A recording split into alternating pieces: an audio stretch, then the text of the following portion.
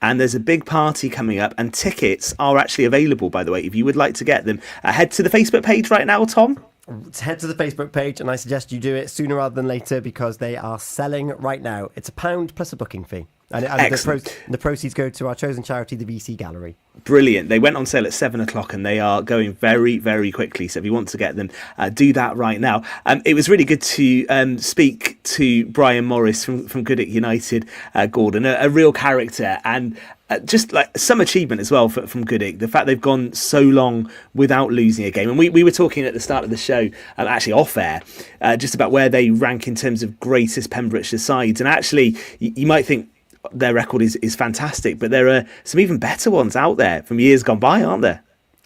Yeah, there are at this moment in time, but full credit to Goodwick United, Chris O'Sullivan, you've got Nigel Delaney, Wayne O'Sullivan at some point were in charge as well. They've done a fantastic job with the more professional looking Goodwick now. They're more disciplined.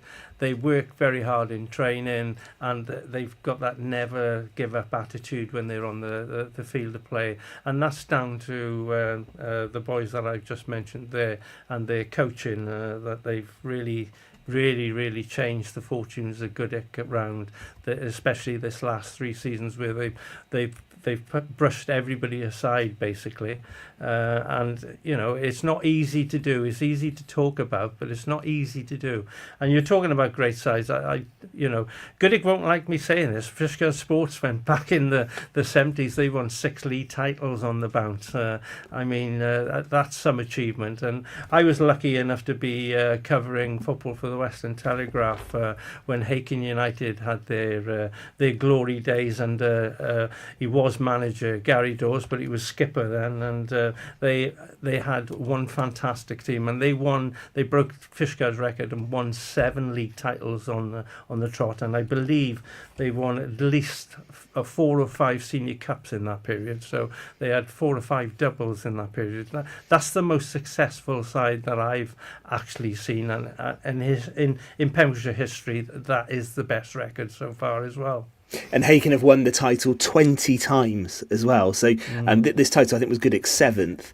But Hakin have won it 20 times, and as you say, dominated. Record, dominated that bit. And interesting, when you look at the number of titles Pembrokeshire sides have won as well, Merlin's Bridge have won it 11 times, and Fishguard tied with them, so they're joint second, Merlin's Bridge and Fishguard on 11.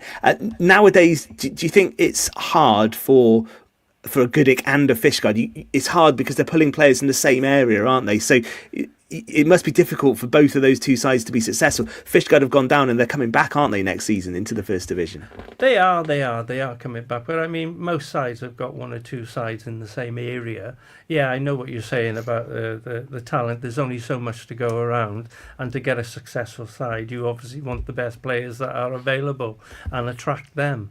But yeah, Goodwick have done a great job. I mean, Chris has played a lot of Welsh League football, Bath West County. He was in the Hall of Fame this season as well. Yeah. His knowledge and his know-how of how to get the best out of players, it comes from his Welsh League days, and his experience is so invaluable, to be honest with you. And singing his praises, but obviously you got other people as well involved in the right areas, and the players themselves have to pat themselves on the back, because they're the boys that are playing every week. They've raised their standards as well, Ben.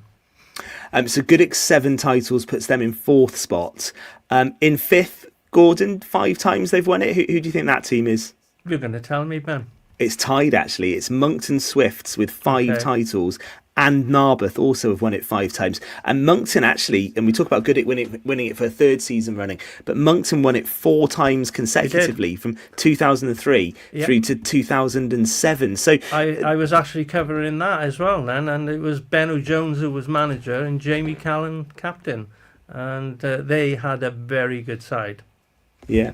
So it does show that there are dynasties actually in Pembrokeshire football, aren't there? And I think we're in a very good moment for Goodwick in the league. But the point I made to Brian, and it wasn't tongue in cheek really, it was serious. The fact that, and it's actually a good thing for Pembrokeshire football, the fact that Goodwick have dominated the league, they haven't dominated the cups this season. So it does show there are some good sides in that division, and the standard is pretty high this year, Gord, would you say? Definitely. I mean, the West Wales Cup, when Brian and I were playing, it didn't get anywhere near a finals. Swansea League sides, Carmarthenshire League sides were definitely stronger. But it's definitely turned. The tide has turned. I think Pembrokeshire is probably the strongest county in West Wales. I don't say that lightly, because you can see by Goodwick winning it, Merlinsbridge winning it, Carew getting to a final, the West Wales Cup I'm talking about. It's quite regular now. And this season we have 3 teams in the semi-final and just one West Wales Premier League side. So that tells you a story that Pembrokeshire League football is definitely stronger in West Wales than anywhere else. Absolutely right. Now, records go back some way in the Pembrokeshire First Division. Gordon, I don't think you're going to tell me that you covered. I wasn't there. I don't think you covered for the Western Telegraph the 2nd Wiltshire Regiment winning the title in the 1906-07 season. No. No, no, I wasn't around then, Ben.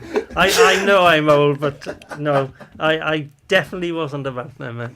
I tell you what, I might offer a signed picture of Gordon to anyone who can tell me. Records go back to 1901-02, who the first ever Pembrokeshire Division 1 champions were in the 01-02 season. So if you're watching right now, comment on the Facebook page. They are a team who are still around. Get in touch. The first ever winners. We won't answer that. Are still around. Yeah, 1901-02 season. Who were the first ever winners? And there are some interesting teams actually, Gordon, from years gone by. Yeah. So well done to the Milton Priory Mission, who won it in 1910. But there are teams, and it just shows like the history of how Pembrokeshire football's evolved. Because you see teams like RAF Pembroke Dock and RAF Manorbier have won a couple, and another team who are on their way back, New Hedges and Saundersfoot, have picked up a couple of titles as well. Yeah. So there are some interesting names when you look back, It's Pembrokeshire League football has a proud history, to say the least, and a lot of those teams you've mentioned are no longer around, but the Pembrokeshire League is still very strong. And that's testament to everybody. Brian said as well, the organisers and everybody involved, people like Eddie Oliver, they take the plaudits. Brian Hawkins, tremendous job these guys were doing, and everybody on the committee as well who's helping out. It's a thankless task. They always get a lot of pats on the back when things go right, but if something doesn't go quite right, everybody's on their back, but they deserve a lot of credit for keeping Pembrokeshire League football on the straight and narrow. Yeah, good stuff. Let's just wrap up the local football for now anyway, just to say good luck to all of the sides who are in semi-final action across the divisions this coming Saturday. So 5th of April, the Division 2 semi-final, Camrose versus Narberth and Hakin United Reserves versus Fishguard Sports. So in Division 2 there, Gord, the two sides who are going to be coming up, promoted. Narberth and Fishguard, both in semi-final action, and they'll both be looking for a place in that final, won't they? Well, obviously they will, but Hakin United's seconds team might have something to say about that as well. And Camrose have had quite a decent season. They got some decent players in that side. It won't be a foregone conclusion who's going to win that tie either. So good luck to all 4 of them on Saturday. It should be an interesting to see who actually makes the final, which will be played on the Half West Counties ground, the 4G pitch down in the meadow, which is in splendid condition. You don't see a blade of grass missing now. It's amazing. It looks great, even with that rain at the weekend as well.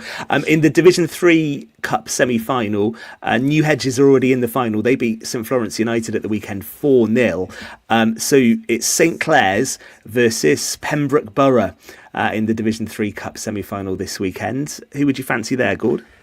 New Hedges, they were a great side in the 70s, 80s. I remember them winning leagues and senior cup finals back in the day. So they're coming good again. And Pembroke Borough has a very proud Welsh league history. They played, and you remember the name well. Des Shanklin was manager of them back in their glory years in the Welsh League. They're now just the Premiership League side, but obviously they still play at London Road as well, which is good to see in Pembroke Dock there. I'm hoping for Pembroke Borough to get through, if I'm honest. Yeah. Excellent. Well, listen, good luck to all those sides. We'll round up all of the cup action, of course, on the show next week. So let's just move away from local football for a sec. A couple of bits of business to tie up. We spoke last Monday to Fraser Gordon because he was in Cardiff to watch Wales beat Kazakhstan 3-1. He didn't go to North Macedonia last Tuesday, it's fair to say. Wales played in the same ground that Haverfordwest County played in, of course, when they played in Europe, which was amazing. It looked all done and dusted. When North Macedonia scored on 91 minutes, a minute into injury time, a mistake by Joe Allen, unfortunately. And I know Fraser was saying, I thought he was a bit strong on Joe Allen, to be honest with you. I really did. Fraser should know better. Yeah, I just wonder. I think it's hard for Joe to stay in that Wales squad if he's not playing as much for Swansea. I do see why Bellamy wants him around, because he does have that cool head and that experience, doesn't he? But then Wales scored, didn't they? 96 minutes. Yeah. And great to see Brooks on the score sheet as well. Absolutely superb goal as well, to be fair. Well, as I said, the guy who was trying to clear the ball and his grandmother was Welsh, that's why he let it go in. It was comical defending, wasn't it, from the home side? It was horrendous defending. I mean, it's not that bad in the Premiership League, Ben, I can tell you. No, and it ended up trickling over London. I mean, Brooks didn't really get a very good connection either. It was good enough to score. Exactly, and it doesn't matter, does it? They go over the line. And actually, I thought Wales deserved it. And Bellamy's made a decent start, hasn't he? He's done, he had a lot of criticism when he had the job because he's a bit of a hothead and everything else. But I think he's done a decent job, and the players have responded to him, and that's the important thing in international football. I believe they're still unbeaten. It was close the last time out, but they're still unbeaten under his tenure. So fair play to Bellamy, and I'm hoping that we can actually qualify for the Euros or the World Cup. It'd be great to do that again. Yeah, World Cup. I mean, that would be some trip, wouldn't it? It would be. Canada, America, Mexico, isn't it? If they're still talking. Well, currently it is. Yeah. It'll be up to Trump, I suppose.